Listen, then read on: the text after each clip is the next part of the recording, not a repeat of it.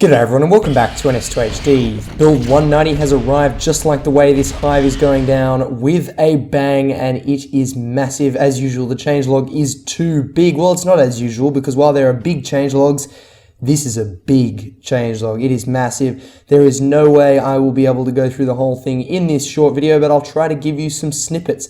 They won't be the most important snippets, because to do all the important snippets, I would have to make a video probably 30 minutes long. So we'll do our best in 7 minutes. I'll see what I can show you, but the first thing to note is this build is crazy. There is so much going on, and you know why? Because the server performance has improved massively, and therefore the client performance has improved. The overall snappiness of it, the frame rate increases, the tick rate increases. The whole thing just feels tight, responsive, and really fun to play.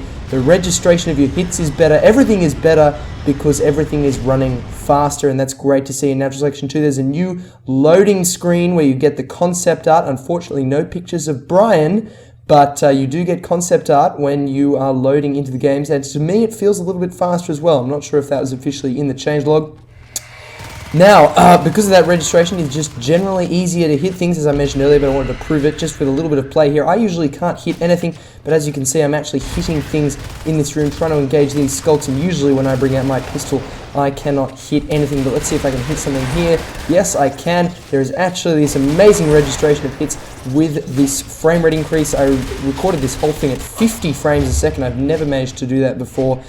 And that is just incredible. It won't help you if a fade gets you in a dark room. Now let's see if I can do a good job of explaining the new alien tech system. You'll notice when I've spawned in the new game, this hive isn't allowing me to build any tech structures. I can build a harvester, but nothing else. I can't build assists at the hive because I need to select my tech path. Selecting, for example, shade will open up everything. So now I can build pustules and proceed as usual after picking my paths. So there's one of 3 paths: crag, shade, or shift, which isn't available yet. So I'm going to go ahead and build a shade now that I've selected shade path at the hive, and I can build one next to my hive, and then go on and build normal things like harvesters as well. So it's a slight departure from previous. There is actually going to be a tech structure along with a field structure for each tech path. So if you pick, for example, a crag path, as I'm doing at this second hive, you can select that down in the bottom right. I'm going to say evolve crag hive, and it'll do it almost instantly. And then I'm going to build a, I'm going to get a drifter first so I can actually build some stuff. And then the text structure and the field structure. The text structure is the new shell, and this is just a placeholder model, so it's sort of a modified whip. It's just a placeholder model for now, and that's the text structure, and that'll allow you to research tech related to defensive upgrades.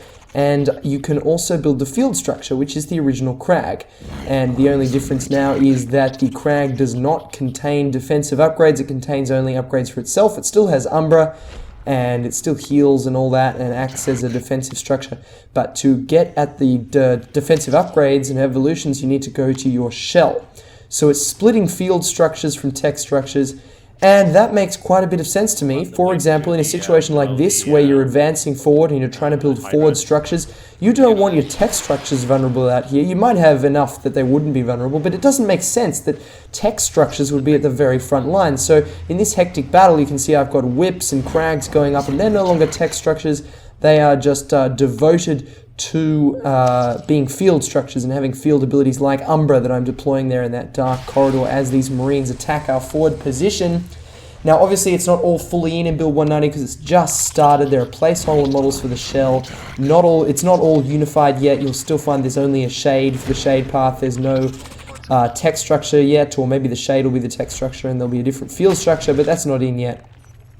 And so we can expect that in future. Now with the server performance, you can just dump hydras everywhere. I'm not sure what I wanted to show with this, probably just some awesome oh, I don't know what I was talking about.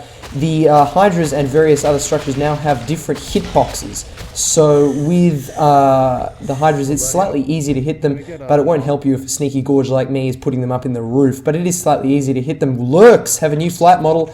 They tilt a little bit when they're flying, and they carry Umbra with them. So I just flew through that Umbra, and I carried the Umbra with me, and I just flew into 3 sentry guns, 1 shotgun, and a grenade launcher wielding Marine, and I survived with 80 hit points, and the reason for that is the Umbra carry.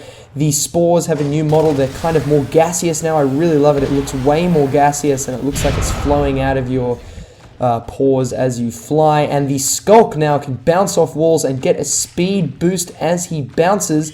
I'm not very skilled at it yet, but you get the general idea from watching this, that it is just a little bit more free-flowing. You can sort of bounce around and start to get a speed boost off consecutive walls and ceilings. You don't get much of a boost off the floor, but you do get a big boost off ceilings and walls.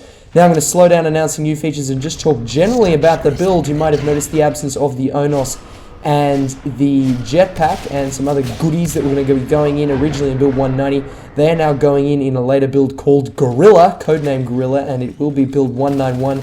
Build 90 is like a lockdown build in anticipation of those big features.